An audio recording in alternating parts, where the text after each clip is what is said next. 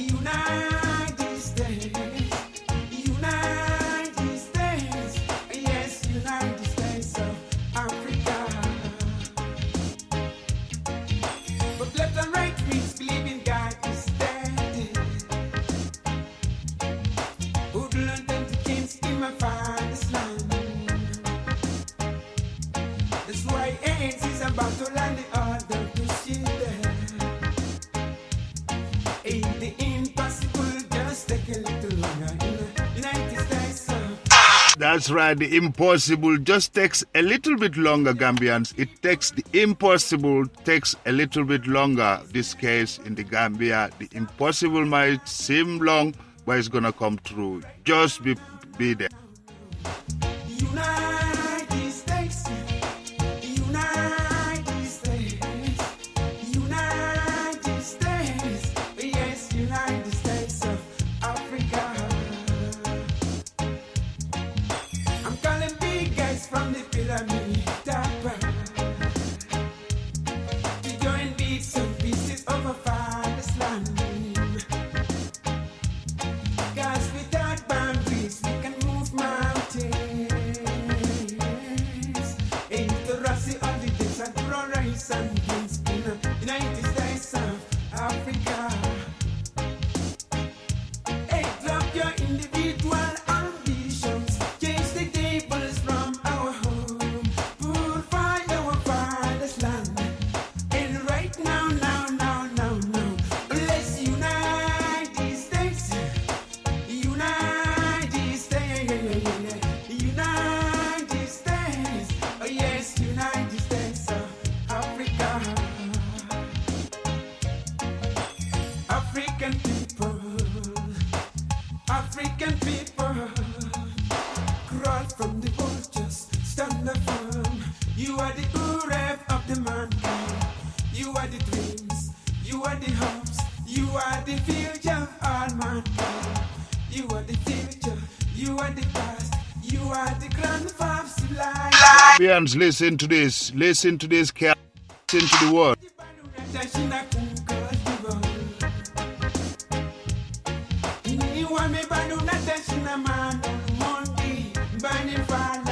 Africans, United States, United States, United States, oh yes, United States of Africa. United States, United States, oh yeah, United States, oh yes, United States of Africa. United States, oh again, United States. You heard it there, United States of Africa and the United States of the Gambia. Yes, Demba Conta said it there. The impossible sometimes seems takes a little bit longer, and this is what's happening in the Gambia. By any means necessary, Yahya Jammeh is going to have to leave power to the people, to the rightful people of the Gambia. So don't be jumpy or scared or whatever. Just keep up your civil rights, just your right. Don't attack, don't harass. Just be on your side and don't attack no one. Anybody who attacks you will stand over that. Yes, the law, rule of law will come back to the Gambia. Do not worry. It's just a matter of time. Yes, Demba Konta said it there, the purest of mankind. Everybody is looking up to Africa. Why can't Africa unite? But we do know, among us Africans, there are enemies of Africa. Half of Africa is enemy of Africa. Yes, we'll be giving you more of that because we were having a beef on Facebook with some Ivorians. Those Ivorians, they're still bitter. They're still angry because Laurent Gbagbo, is it Laurent Gbagbo? Yes. Is it at ICC? And they're calling and accusing Mr. Macky Sall that him and his soldiers would die when they try to attack the Gambia or when they step foot in the Gambia. So all that's nonsense. They don't even know this history or the politics in that Senegambian region. Let them shut their mouth. Yes, people have been to power over 20 years. The only thing an African man in this 21st century, 2016, should say is for the man to go. But they're just trying to support him because he's not a puppet of the West. Being a puppet or a non-puppet of the West, that's bullshit. That's stupid. That's Lord thinking. That's lazy thinking. You're living in the West. Everything you use today is made in the West. Why can't you just tell your leaders, your corrupt rebel leaders, to stop stealing the African wealth and develop into Africa so we can also we can consume African. But that's impossible. You idiots out there, you're telling me that Jammeh has brought development and peace because he doesn't bow down to the West. What have you got against the West? That's your problem. If Laurent Gbagbo has been in power for all this time, he should go. He lost the election to Mr. Ouattara. He should have gone. And during his rule or reign, people have died. And there was a crime that was committed, pinpointed, and, investigated that found out to be a genocide, crime against humanity. He has to pay. And all those you people who killed for him and you are now on the loose on Facebook making your stupid and reckless and irrational comments, keep it to yourself. Keep it in your trousers, you stupid, dumb assholes. Presidential election incumbent Yahya Jammeh has won the past 4 polls since taking power in a coup 22 years ago. Human rights groups accuse him of a crackdown on dissent. They fear this election will be rigged. Shortly we'll be talking to Nicholas Huck on the border between the Gambia and Senegal, but first, here's his report. Sukai Daba will not be voting in this election. She left the Gambia with her 2 young children in September. She took part in this small opposition rally in April. Security forces arrested her and beat her unconscious. She escaped, traveling with her children to Senegal. Her journey to safety won't end here. If I have the chance, I will go to Europe. From there, anywhere I can lay my head, I will go. Anywhere I can have peace, anywhere I can have life, I will go. The UN says 10,000 Gambians sought refuge in Europe this year, but no one seems to know how many fled or died crossing the Mediterranean. President Yahya Jammeh on the campaign trail. He's ruled the country for the last 22 years after he took power in a coup. Since, he has won all presidential elections. Human rights organizations accuse him of putting critics in prison, even killing them. The opposition fears Jammeh will rig the vote in his favor. Our election system is fraud, is rigging proof, is fraud proof. You cannot rig our elections. And I want you to go to the counting stations and see how elections are done in this country. Then you know that there's no reason for anyone to go to the streets. Al Jazeera was refused access to cover this election. The border is closed, and phone and internet have been shut off. The Gambia is on full lockdown. We've spoken to several Gambians who have crossed the border illegally. It's a dangerous journey, and if they get caught, they risk being tortured or even killed. Despite the risks, countless Gambians continue to flee their homeland.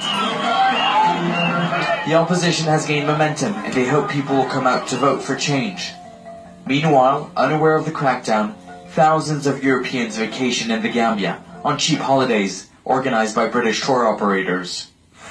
But Sukai is all too aware of the repression, and unless there's an end to Jammeh's rule, her future is on the road north and across the Mediterranean.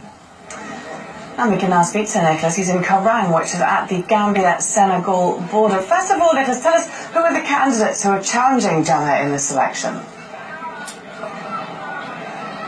Well, Laura, there's two candidates challenging Jammeh. One is called Mana Kande. He used to be part of the ruling party, but then created his own political party, is running as an independent. Now, some members of the opposition say that he's been propped up by Jammeh himself, mounting a fake opposition for this election. And then there's Adama Barrows, a former estate agent who was once a security guard in a department store in England. He's heading a 7-party coalition. It's the first time that the opposition is united under one candidate. He's really the people's choice. This election will be literally down to marbles and tin cans.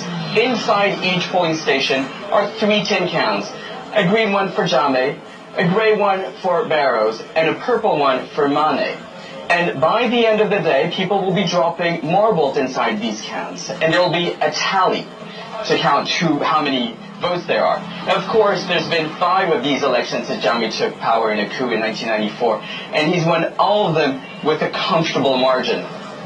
It's so interesting to see how people are actually voting there in the Gambia, and of course, you're not able to see it yourself, you're not being allowed into the country. I mean, given these circumstances, is there any guarantee that this is going to be a free and fair election? Well, Laura, you know, the European Union, who usually monitors these elections, haven't been allowed into the country. In fact, there's one African Union observer for 1,400 polling stations. It's just literally impossible for people to monitor these elections carefully. Diplomats in the Gambia are actually trying to go inside these polling stations to try to watch whether there's going to be a correct tally. But the big anomaly in this election is the number of registered voters. There are 840,000 people registered to vote in a country of a population of less than 2 million. And remember, half of that population is less than 18 years old and are not allowed to vote. So 840,000, that's a big number for a small country. Now, Yahya Jammeh has said that he will not accept that the opposition protests, even peacefully, the outcome or the results of these elections. He said time and time again that he's ready to rule the Gambia for billions of years to come, and he's confident that he'll win this election again. Okay, we'll have to wait and see, won't we? Nicholas Hack, thanks very much for joining us there from the Senegal-Gambia border. The journalists won't even allow Al Jazeera journalists were expelled from the country just recently from the press association. So here you have it. Jammeh has lost. Jammeh should go. And I'm very crossed and angry with those people online. They're not even Gambians. They're not even Senegambians. Most of them are from Ivory Coast. You know Laurent Gbagbo.